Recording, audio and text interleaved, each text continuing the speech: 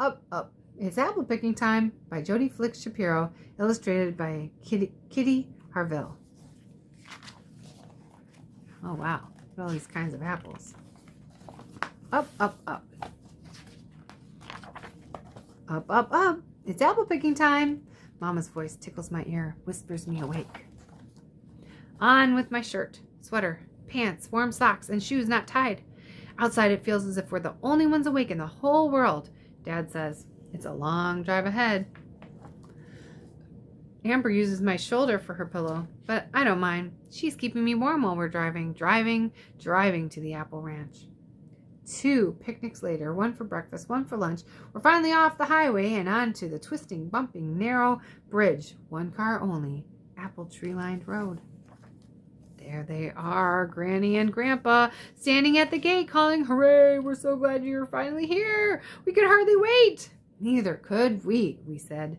Then everyone is off to the orchard. It's apple picking time.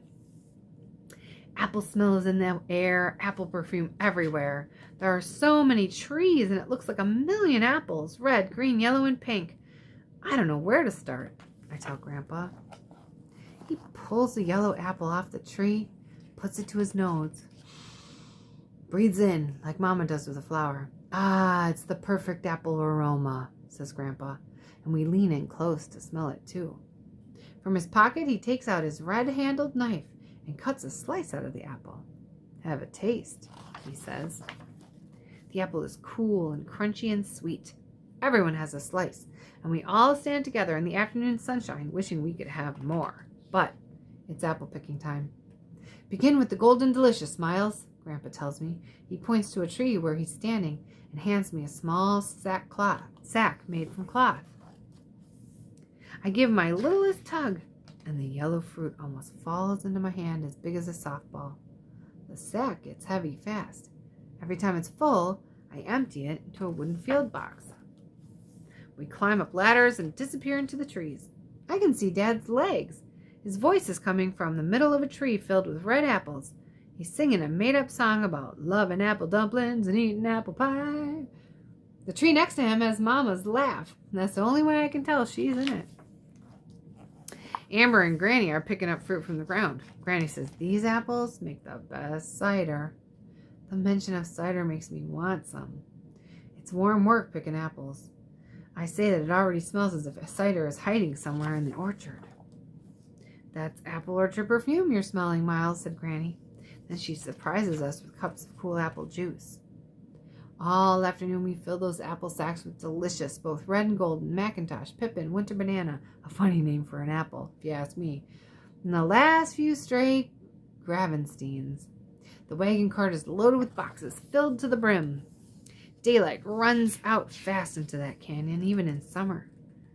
Granny Pippin's pie makes a fine end to an apple-picking day. Early to bed, have to be well rested for an apple-selling day. Up, up, up, it's apple-selling time. Grandpa's whiskers scratch my cheek, and the smell of breakfast cooking pulls me out of bed. It's Grandpa's morning oatmeal with sweet applesauce. Then we're out to the fruit stand through the dew-wet grass. Grandpa turns over the carved wooden sign. Cars pull in. Granny, wearing a big straw hat trimmed all around with shiny apples, greets old friends. These are the grandkids come to help. She almost sings the word. Apples are tasted, admired, and bought. We carry bags and boxes of apples to cars for the people who come and go all morning.